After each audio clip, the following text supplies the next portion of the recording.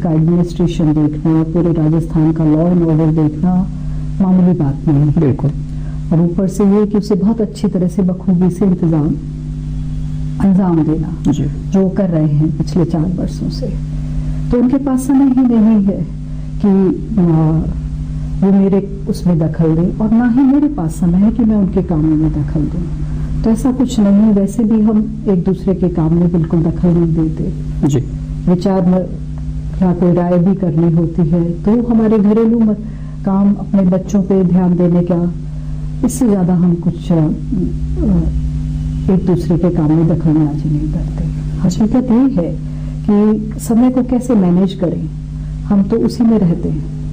इतनी बड़ी जनता संग्रिया की, इतने लोग, जो कोई मुझे भाई बहन की तरह प्यार करता है, कोई माँ बाप मुझे बिटिया की तरह प्यार करते हैं, तो मुझे तो उस समय को उनको देना, उनके काम करने में ही मेरा वक्त निकल जाता है जी। और जैसा दिखता है हकीकत में कि यदि हम पढ़े हैं, हाईली एजुकेटेड है, तो उसका मतलब ये नहीं है कि हम लोग, जो समाज का एक तबका इस तरह का होता है कि वो अलग ही तरह की जीवन यापन करता है। मैं बहुत ही घरेलू महिला हूँ। मेरे पति बहुत ही घरेलू पिता पति हैं, बच्चों की तरफ पूरा ध्यान देते हैं। मैं अपने परिवार को पूरा समय देने की कोशिश करती हूँ, पर वो जो समय है मेरा, वो क्वालिटी टाइम है, नॉट द क्वांटिटी। मैं ज्यादा समय नहीं दे पाती, पर द क्वालिटी टाइम, अच्छा वक्त देने का प्रयास करते हैं। यही प्रयास वो करते हैं। जी। फिर भी हम जानना चाहेंगे कि एमएलए, चूंकि 200 एमएलए हैं, और खास तौर पर जब देखा जाता है, चाहे ग्रामीण क्षेत्र हो या शहरी क्षेत्र हो, चाहे आपके वर्कर ही क्यों ना हो, उनको एमएलए से, खास तौर पर पुलिस महकमे से ज्यादा काम होते हैं। तो हम आपसे जानना चाहिए, सच सच बताइए कि उसका कितना, चूंकि पतिदेव पुलिस के सर्वा हैं, तो कितना लाभ तो मिलता ही होगा कुछ ना कुछ। इस बात को हम दूसरी तरह से कह सकते हैं जी।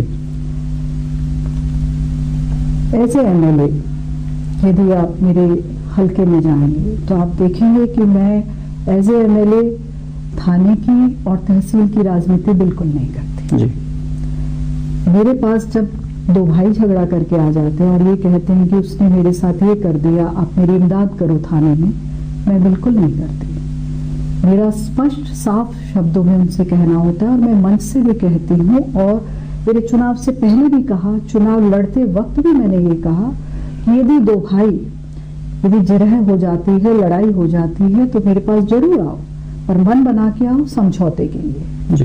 मैं थाने की राजनीति नहीं करूंगी, मैं तहसील की राजनीति नहीं करूंगी। आज मुझे खुशी है इस बात की, बहुत संतुष्टि है कि मेरे हल्के के अंदर, संग्रिया क्षेत्र के अंदर इस तरह की गतिविधियां मिल बटामिल है। जी। बड़ी खुशी होती है। एक बार मैं चुनाव के मेरा ख्याल है जीतने के 8-10 महीने बाद ही मैं तहसील के सामने से गुजर रही थी, तो एक बुजुर्ग ने गाड़ी रोकी और उन्होंने मुझे कहा कि बेटा, वोट तो तुम्हें नहीं दिया हमने, पर हमें बड़ी खुशी है कि यहाँ कोई एमएलए का दलाल नहीं दिखता। मुझे खुशी हुई है सुन के, क्योंकि आज जो कार्यकर्ता मेरे साथ जुड़ा है वो बहुत निष्पक्ष है।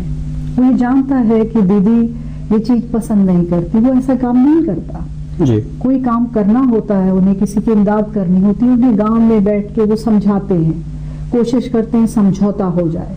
नहीं होता तो न्याय की बात आती है, अन्याय की बात नहीं आती जी। लेकिन अगर एक एमएलए की बात करें, एमएलए डॉक्टर परम की बात करें, तो उनकी अब तक की क्या उपलब्धि है क्षेत्र को लेकर?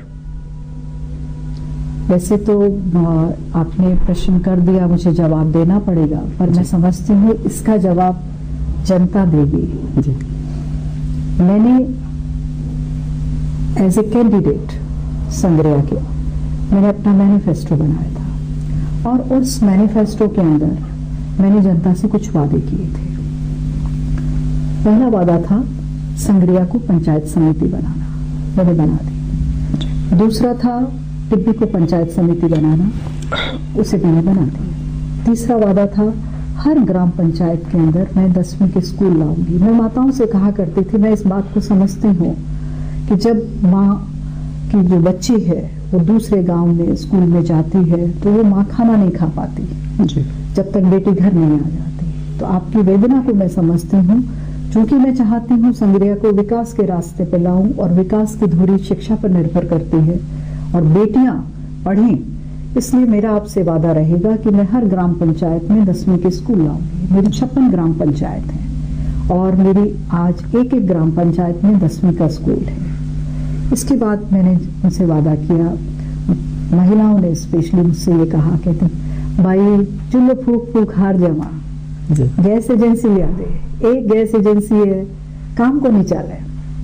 तो जब वो कहा करती थी तो मेरा वादा था, मैं एक गैस एजेंसी की जगह 2 लाके दी है मैंने संग्रिया को, एक टिब्बी के अंदर और एक ढाबा गाँव। एक वादा किया था कि हमारा जो संग्रिया है 2 भागों में बढ़ जाता है रेलवे फाटक की वजह से, कि मैं उसके ऊपर ब्रिज लाऊंगी, तो मैंने वो भी पूरा कर दिया। जो मैंने मेरा मैनिफेस्टो बनाया था वो मैं पूरा कर चुकी।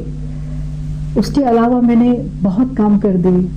आज मेरा प्रयास रहा था, एक बात मैं चुनाव के टाइम कहा भी करती थी कि हम लोकतंत्र में रहते हैं, और हमारा भारत देश दुनिया का सबसे बड़ा लोकतंत्र है, और आपको ये समझना पड़ेगा जनता को कि कुछ चीजें आपको लोकतंत्र में मिलती हैं, आपको वो मांगनी चाहिए। चुनाव का मतलब ये है कि आप ऐसे प्रतिनिधि का चुनाव करें जो आपको ये चीजें मुहैया कराए। अब वो 5 चीजें क्या हैं? वो 5 चीजें हैं, पानी, बिजली, चिकित्सा, शिक्षा और सड़क। और मैंने इन 5 मूलभूत सेवाओं के अंदर हर क्षेत्र में काम किया। सड़क की बात करें तो मेरे यहाँ लगभग 100 करोड़ से ज्यादा की सड़कें बन चुकी हैं। क्या बात। हरियाणा पंजाब से व्यक्ति आता है, उसे महसूस हो जाता है कि हम संग्रिया में आ गए। भर्राटे से उनकी गाड़ी जाती है, मक्खन जैसी सड़कें जी। शिक्षा के क्षेत्र में सर्व शिक्षा के तहत स्कूलों के अंदर बड़े हॉल, कमरे लगभग 40 करोड़ के।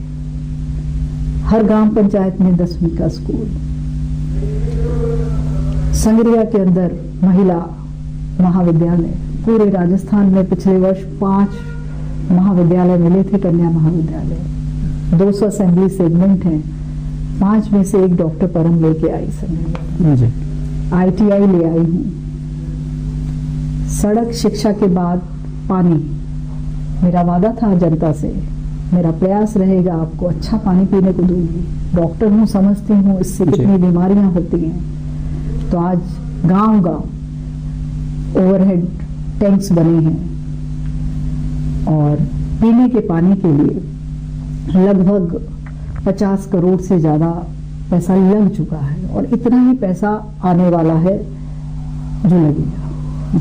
पानी का जो दूसरा हिस्सा है सिंचाई का, जिसपे मेरे किसान निर्भर करते हैं, उसके लिए मैंने AMP नहर लगभग 300 करोड़ रुपए से वो पक्की हुई है।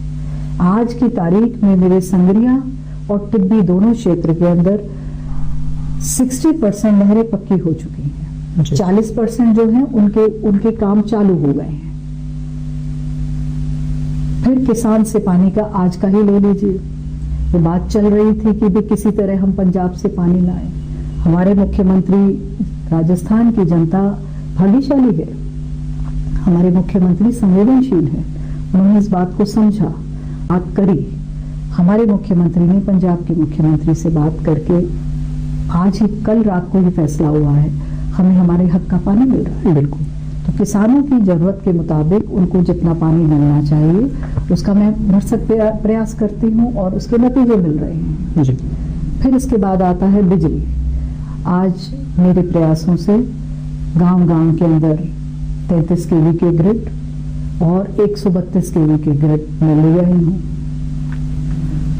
चिकित्सा के क्षेत्र में, चूंकि मेरा पेशा भी है, मेरा ज्यादा ध्यान रहता है।